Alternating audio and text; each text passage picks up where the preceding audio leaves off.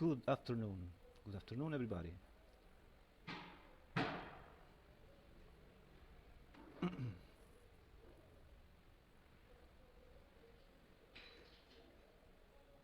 There. Let's. There.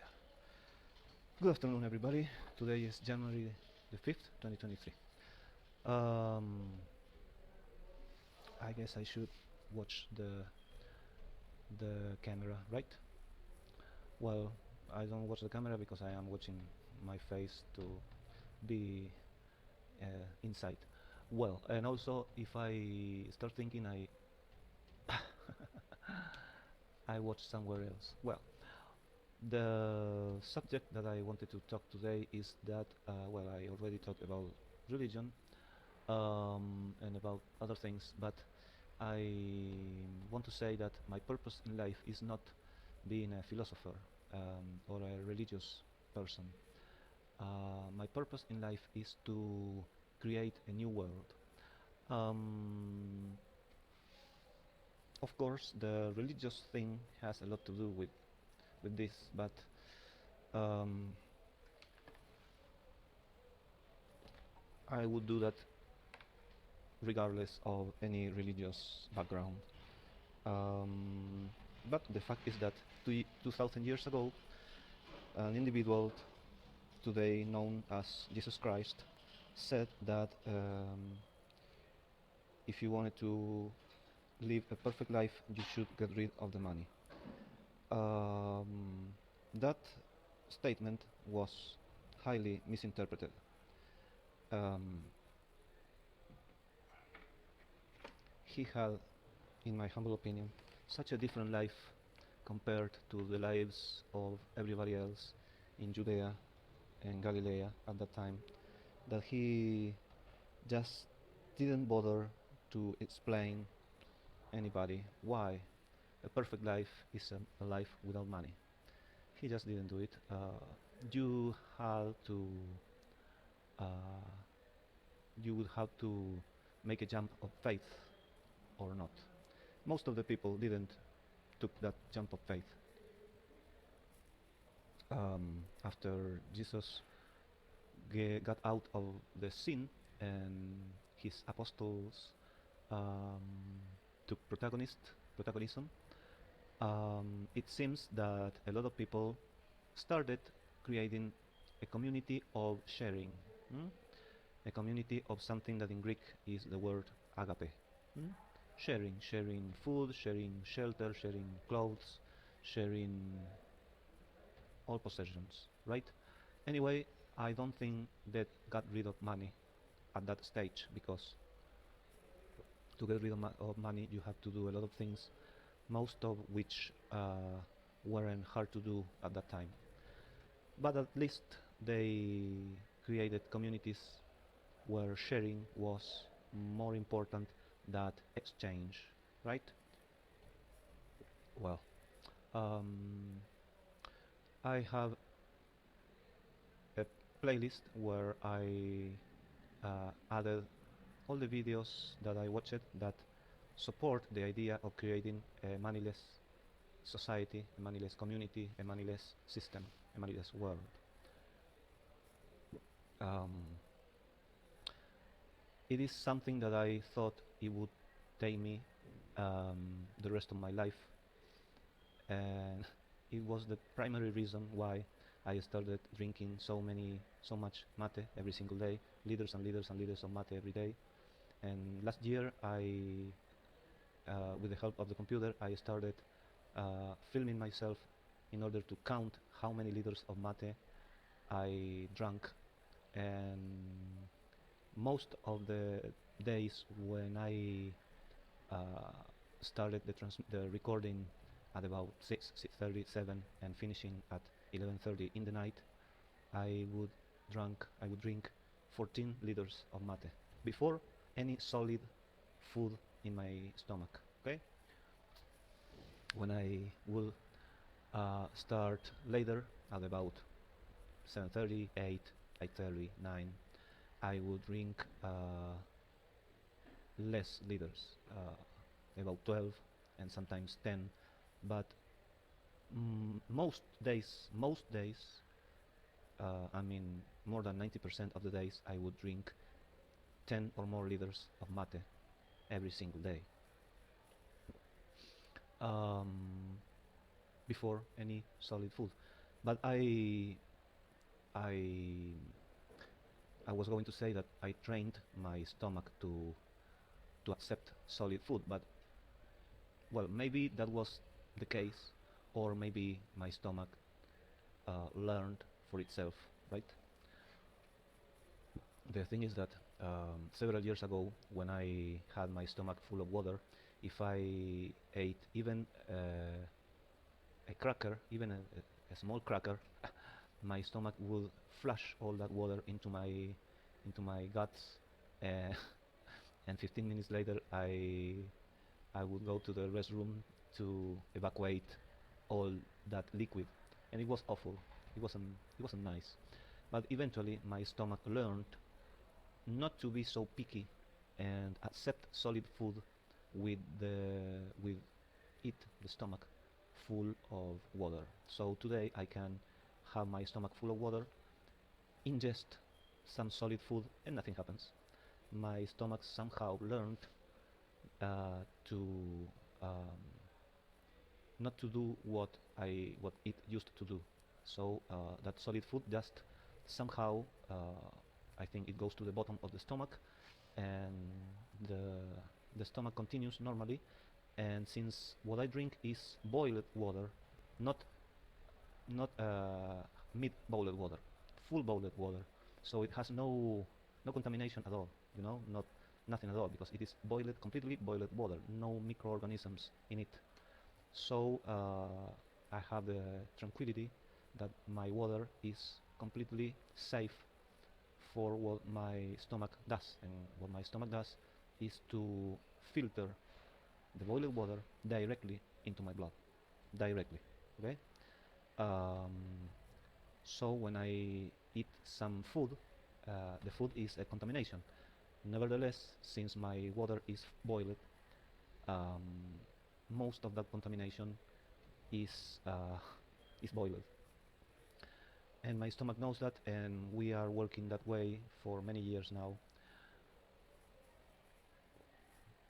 um, more than five for sure. Um, well, and I was digressing. I was saying that my purpose in life is creating a new world. In the past, I just wanted to do what every social justice warrior wants, to change the world, right? Every social justice warrior wants to change the world, in the small, in the big, the poorer, the poorest just want to change it in the little, and the wealthiest want to change it in the big, right? Like Bill Gates, Mark Zuckerberg, Elon Musk, Jeff Bezos, and all those other entrepreneurs that are billionaires, and suddenly they turn into social justice warriors and they want to change the world for the better. Then you have this other type of social justice warriors, like the Davos people, Klaus Schwab and company, King Edward of England, and other royalty people. Um, they also want to change the world for the better. They are fighting for climate change and all that stuff. And of course, in all those initiatives, the wealthiest became more wealthiest, uh, and the poorest became more poorest. The wealthiest became more wealthy, and the poorest became more poor. Um, why? Well, because this is a system called the world, um, whose main whose main um, I don't want to say liquid, fluid, whose main fluid is money. mm? In our case, in our bodies are a system whose main fluid is blood. Hmm? In a car, you have two main fluids, um, fuel and oil. Hmm? Uh, in our case too, you have the blood and the nympha, uh, lympha for the lymphatic system, which is similar, which has a somewhat similar mission as the oil in a car. And in the world, the main fuel is money, and the main fluid is money, and well, uh, I guess there are some institutions that serve as oil. The thing is that Jesus Christ 2000 years ago said that if we wanted to be perfect, you had to get rid of money. Nobody understood him at that moment, so they learned to live in community, sharing everything, but they never got rid of money. Hmm? And also, they never got rid of the state. They remain under the control of the Roman Empire. Hmm? That's why the Roman Empire took them to the lions in the Colosseum, and they could have avoided being eaten by lions if they only have understood if they only had understood the real message of Jesus Christ, because Jesus Christ didn't want them to go to be eaten by the lions. Uh, Sometimes he said that they will be persecuted because of him, but I don't think he wanted his followers to be eaten by lions and to be murdered in mass by the Roman Empire. I think he wanted his followers to be successful in bringing his word, his good news to the world, right? So the way to do it was the Jesus Christ way, getting rid of the money. He said that I am the way, and his way was moneyless. His way was moneyless. He didn't depend on money. Wherever he came, he was fed by his followers. You know, he doesn't need to work to earn money to buy food to eat. So, and he said very specifically, I am the way. I am the way. Hmm? He said, I am life, I am truth, and I am the way. His way was moneyless. Nobody understood it. Unfortunately, it is a tragedy. There is nothing to laugh about, in fact, because it was a tragedy.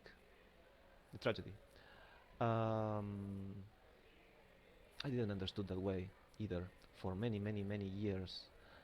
But one day I understood it. You have to get rid of the money. And you may think, oh, many people lives without money. They live in poverty. They live without technology. They live isolated. They are dangerous sects. Yes. They understood half of the message of Jesus Christ. They didn't understood the full message, because Jesus doesn't want us to live in poverty. He doesn't want us to get rid of the economy. It is perfectly possible to have a functional economy without money. You just have to uh, create another system. Imagine that money is oil is fuel for your car, and somebody comes and say, you need to get rid of fuel because it's contaminating, and you need to have another type of car, for instance an electric car. And you think, oh, but an electric car, it will be too slow, and it will be too expensive, and it will be etc., etc. Well, the technology have came and have come, and now you have electric cars as fast or faster than regular cars. Hmm? And they are electric. They don't use fuel. They don't use petroleum. They don't use oil because they don't have mobile parts. in general. Um, so with money, it is exactly the same. When we create a moneyless world, a new moneyless world, it will be as good and then even better than the world.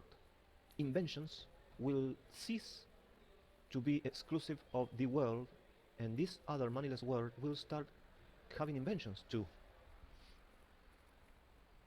It won't be a primitive world, but it will be a moneyless world. It will have another kind of technology. In fact, just the other day I watched a video. Um, well, about a month ago, I watched a video where it explained very thoroughly how the blockchain technology works. Okay, I understood that. I relatively knew how it worked, but not so thoroughly. And then the other day, yesterday or the day before, I watched a video where it criticizes very harshly the cryptocurrencies in general, Bitcoin in particular, and the blockchain technology, um, and the blockchain technology entirely. Okay, so I was thinking about that, and I came to the conclusion that yes, the blockchain technology has a great, great, great problem.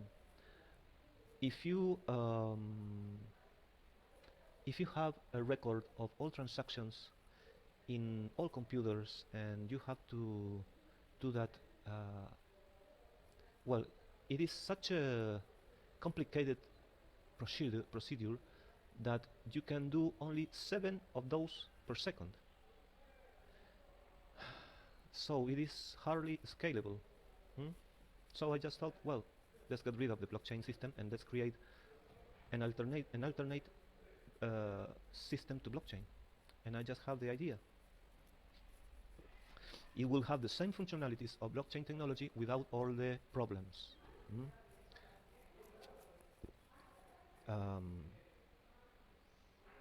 when the day comes, I will have a group of programmers and I will say, listen, what we have to do is this, and we will create a technology with the same capabilities of blockchain, but better and fully scalable. So if we need to do 1 million transactions per second, we will be able to do 1 million transactions per second.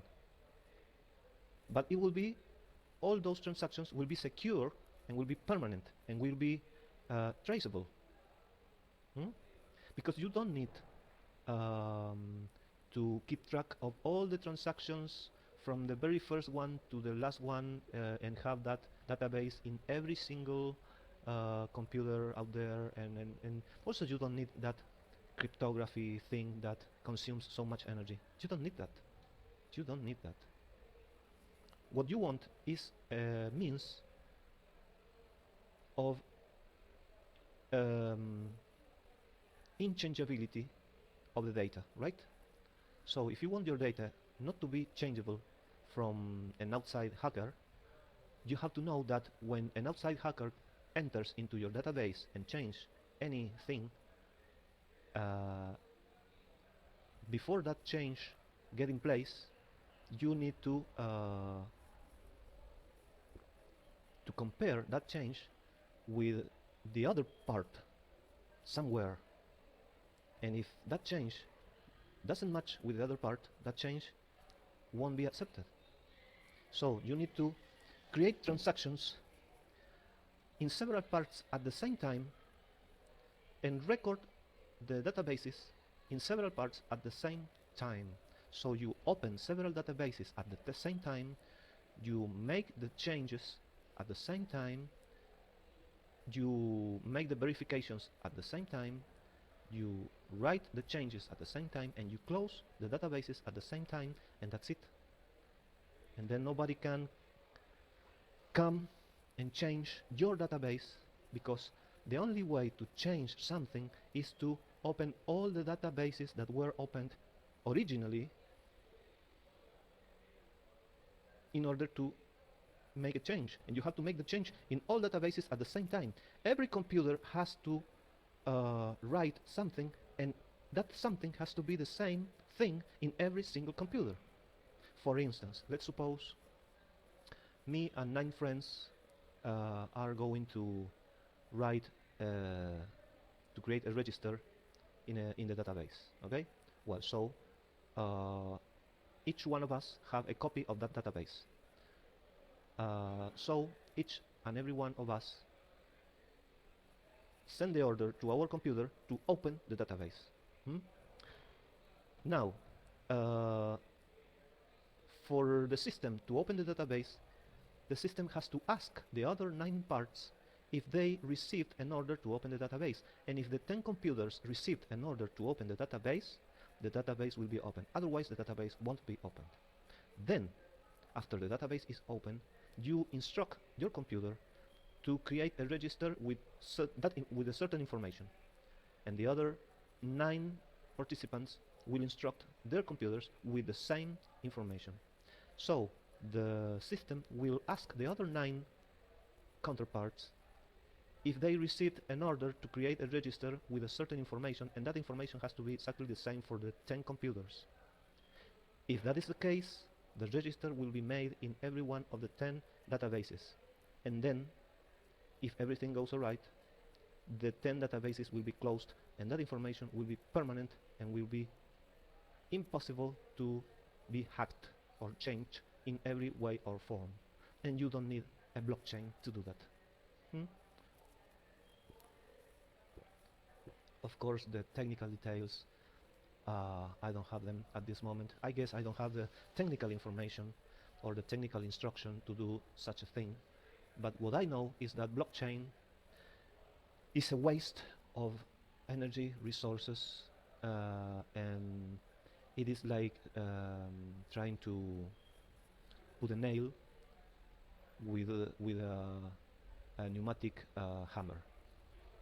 It is not necessary to apply so much force for such little things at blockchain transactions, as immutable transactions. So this thing won't be blockchain, it will have another name, and I will propose some name starting with A, of course.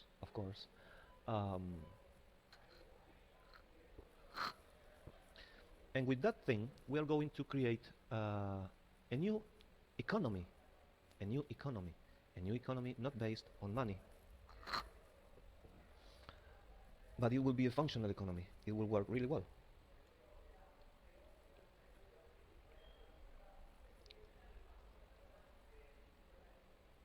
In this economy, you will deal with 2 things. One thing that is called ascent. Ascent. It is called ascent because it only goes up, it only adds, it never subtracts. And it will be a database in which you add registers, one register, other register, other register, other register, and so on, so on, so on, so on. You just add registers one after the other. Ascent will be a database in which you only add, you never erase, you never delete, you never subtract. Okay? That will be ascent. And that thing will be used to acquire things. Now, you're not going to pay with that database, with Ascent. You're going to acquire things, but you're not going to pay with it. You are going to access things thanks to your Ascent. For instance, if you have, let's say you want to get access to a car. Well, the owner of the car says, well, you have 1 million points of Ascent, and other person has 500,000 points of Ascent. Well, you win. You will have access to that car, and the other guy with less Ascent won't have access to that car. Now, that will be one way of accessing things. The other way will be if you have a really abundant thing. I always put as an example pizzas. There is a pizza bakery, pizza shop, and they sell pizzas, but they don't sell pizzas with money. In fact, they give away pizzas, but they don't give away pizzas to anybody. The next pizza will go to the guy with more Ascent, who asked for one. So you pay in this system, you pay with that thing that goes down and down and down and down, and that thing is time. Because life is something where when you are born, you have more time than ever, and then you are losing that time over and over, one day per day. mm? And ascent serves you to save time, because the more ascent you have, the more time you save. As I said, it is perfectly possible to create an economy, an economic system, without the need of using money. Um, well, why we need to create a moneyless system? To save good people. Um, the world is the place of freedom. Here you have freedom. And since you have freedom, you have good people and bad people all living together in the same world. The problem is that when you have good people and bad people living all together in the same place, you don't have justice. There is no justice. Why? Because bad people does whatever they want, and bad people used to take away things from good people. So it's unfair. It's unfair because if we all were bad people and we all were taking away what we want from somebody else, it would be fair. It would be perfectly fair. You take whatever you want from whoever you want, and that would be the rule. Mm? Easy. That would be a just, a fair world. Unfortunately, we live in a world where some people have issues about taking somebody else's stuff just because you want it. But there is a minority that have no issues at all about taking somebody else's things just because they want it. So that makes this world very unfair for the good people and very advantageous for the bad people. Bad people lives well in this world, and good people lives bad in this world. And unfortunately, that is because of the money. It is long to explain. There are thousands of videos out there in YouTube, so I won't spend my time explaining why money is bad. Some people say that money is not bad. It depends on the hands that use the money. What I'm saying is that the system that uses money is unfair. I'm not saying that any particular person is unfair. The system is unfair.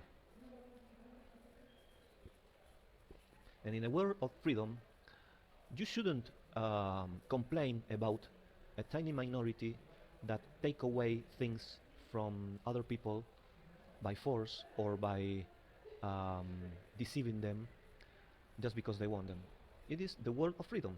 Do you want freedom? Okay, you have to live in the world, but the world is a dangerous place where anybody could take away your stuff by force or by deceiving you or by brainwashing you, uh, and you have to accept it as it is. Now, if you want to live in a fair world, you have to live in a world with a different set of rules, especially in regards of money.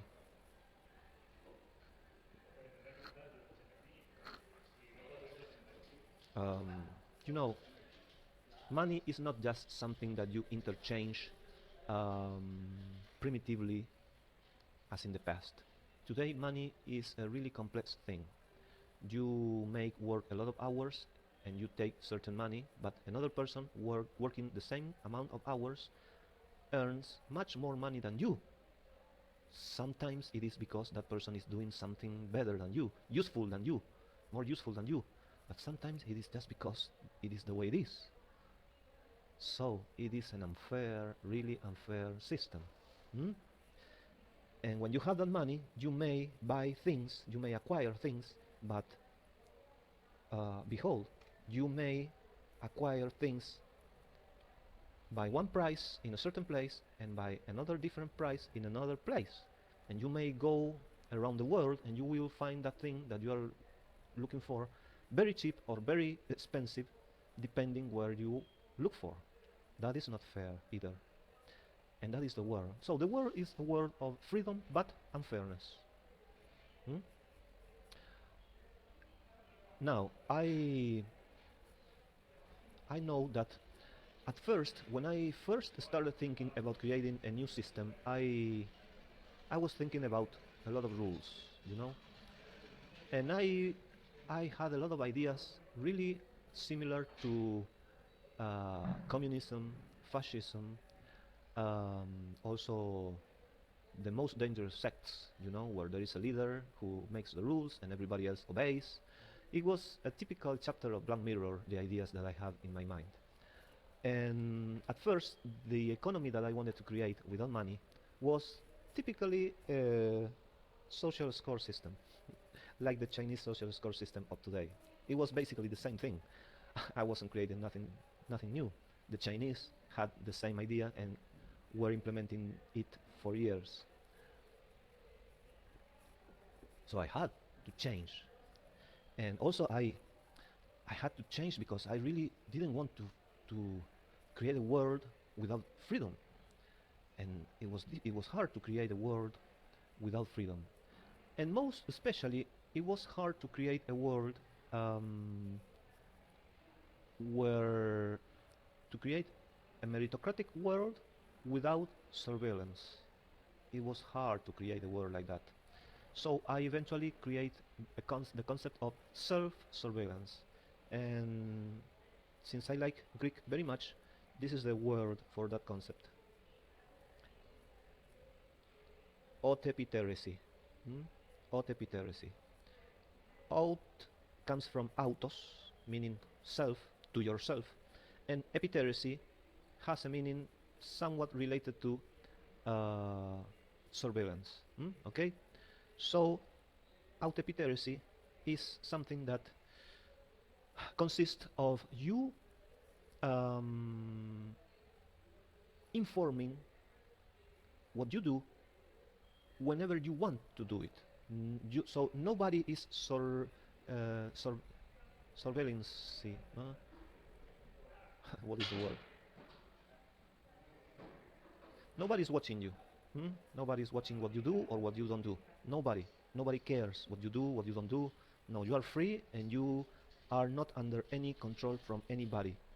Now, if you want to be out of control, if you want to do whatever you want and you don't want anybody to know what you do, you won't get any assent from that. Now, if you want to get assent because you want to get stuff, you need to apply autoepiteracy in your life. You need to tell the system, which is the community, what you do, what you don't do, where you go, etc. But only when you want.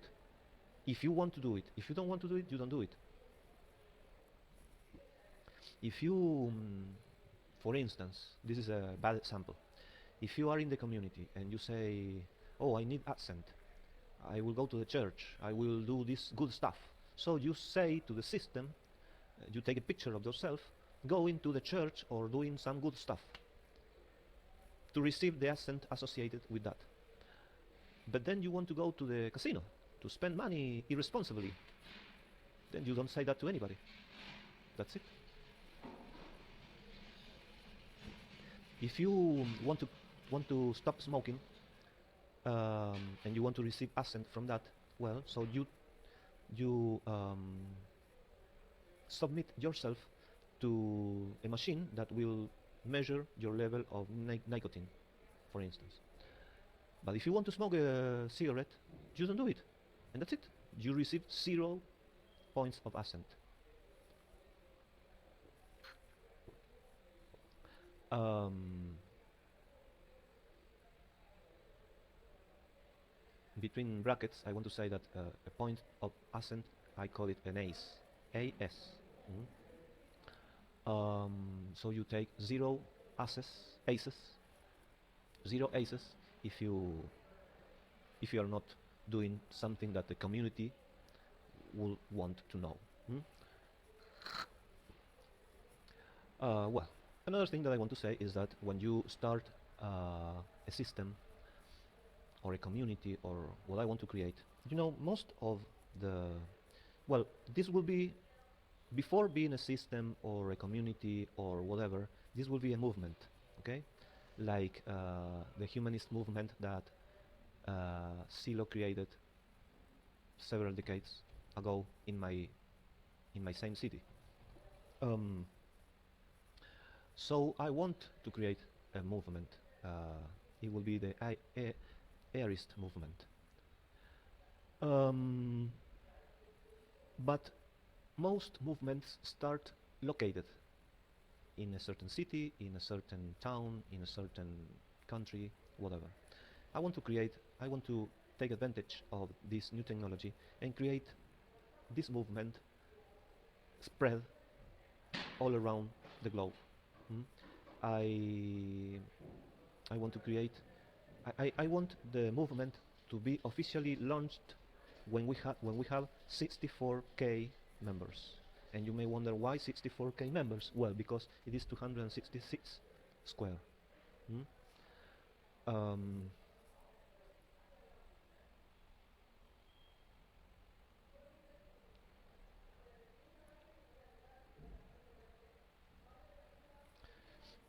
this movement has to have total representation of every single human being on planet Earth. That's why we need 64k members just to start the movement. Hmm?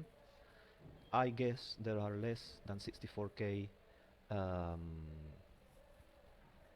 community identities in the world.